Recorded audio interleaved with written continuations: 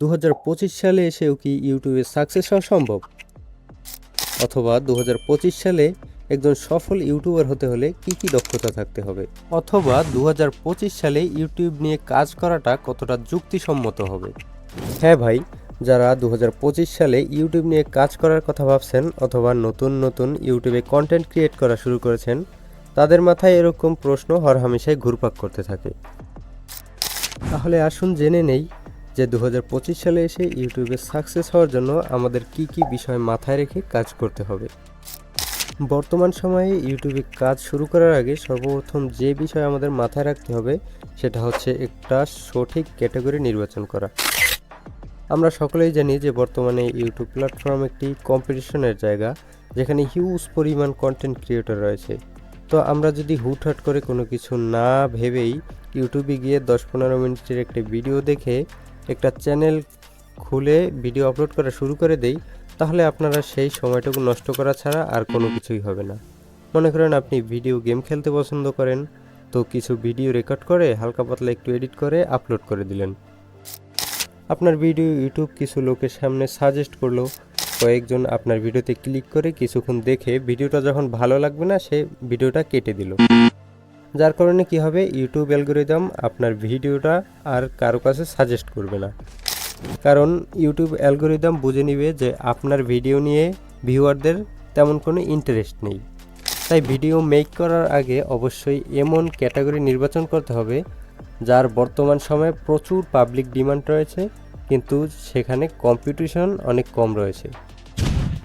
তো বর্তমানে ইউটিউবে এমন কিছু স্পেসিফিক ক্যাটাগরি রয়েছে যেখানে প্রচুর পাবলিক ডিমান্ড রয়েছে, কিন্তু কন্টেন্ট ক্রিয়েটরের সংখ্যা অনেক কম। তো পরবর্তীতে আমরা একটা স্পেসিফিক ভিডিওতে এসব ক্যাটাগরি নিয়ে আলোচনা করব। তো ক্যাটাগরি নির্বাচন করার পর এর পরবর্তীতে আমাদের যে বিষয়টা মাথায় রাখতে হবে সেটা হচ্ছে স্কিল। তো বর্তমানে কম্পিটিশনের যুগে ইউটিউব নিয়ে কাজ করার জন্য অবশ্যই আপনার কিছু স্কিল থাকতে হবে। দেখুন, ইউটিউবে ভিডিও প্রেজেন্ট করার কিন্তু কয়েকটি উপায় রয়েছে। আপনি যদি চান যে আপনি আপনার ফেস দেখিয়ে ক্যামেরার সামনে এসে ভিডিও করবেন, তাহলে অবশ্যই আপনাকে ক্যামেরার সামনে কথা বলার বা অডিয়েন্সের সামনে আপনার ভিডিও প্রেজেন্ট করার স্কিল থাকতে হবে। আবার যদি আপনি চান যে আপনার ফেস না দেখিয়ে শুধুমাত্র ভয়েস ওভার দিয়ে ভিডিও তৈরি করবেন, সেক্ষেত্রে আপনার সুন্দরভাবে কথা বলার স্কিল থাকতে হবে এবং অবশ্যই আপনাকে ভিডিও এডিটিংয়ের স্কিল থাকতে হবে। আবার যদি আপনি অ্যানিমেশনের মাধ্যমে আপনার ভিডিওর টপিক ভিউয়ারদের কাছে তুলে ধরতে চান, সেক্ষেত্রে কিন্তু আপনাকে অবশ্যই অ্যানিমেশন ভিডিও তৈরি করার স্কিল থাকতে হবে। তো এবার আমরা যে বিষয়টা নিয়ে আলোচনা করব সেটা হচ্ছে প্রপারভাবে একটা চ্যানেল ক্রিয়েট করা। তো আমাদের ইউটিউবে কাজ শুরু করার আগে যে বিষয়টা অত্যন্ত গুরুত্বপূর্ণ সেটা হচ্ছে একটা চ্যানেল ক্রিয়েট করা। দেখুন, আমরা অনেকেই কিন্তু চ্যানেল ক্রিয়েট করে চ্যানেলের এসইও সঠিকভাবে করতে পারি না, যার কারণে চ্যানেলটা ভিউয়ারদের কাছে বা পাবলিকের কাছে র্যাঙ্ক হয় না। তো এজন্য কিন্তু আমাদের চ্যানেল খোলার সময় অবশ্যই চ্যানেলটাকে সঠিকভাবে এসইও করতে হবে এবং চ্যানেলটাকে প্রপারভাবে ক্রিয়েট করতে হবে। তো বন্ধুরা, এবার যে বিষয়টা নিয়ে আলোচনা করব সেটা হচ্ছে video upload quality and quantity maintain. মনে করেন আপনি একটি সঠিক ক্যাটাগরি নিয়ে চ্যানেল ক্রিয়েট করেছেন এবং প্রপারভাবে কিছু ভিডিও তৈরি করেছেন। এবার আপনার সেই ভিডিওটা প্রপার ওয়েতে আপলোড করতে হবে। আপনি যদি আপনার ভিডিও প্রপারভাবে আপলোড না করতে পারেন, তাহলে ইউটিউব অ্যালগরিদম কিন্তু আপনার ভিডিও সঠিক অডিয়েন্সের কাছে সেটা সাজেস্ট করতে পারবে না। তাই ভিডিওতে সঠিক টাইটেল, ডেসক্রিপশন ও ট্যাগ অ্যাড করতে হবে, যেগুলো আপনার ভিডিও সঠিক লোকের কাছে পৌঁছাতে হেল্প করবে। তো যে কথা বলছিলাম যে ভিডিওর আপলোডের সাথে সাথে ভিডিওর কোয়ালিটি এবং কোয়ান্টিটিটাও মেনটেন করতে হবে।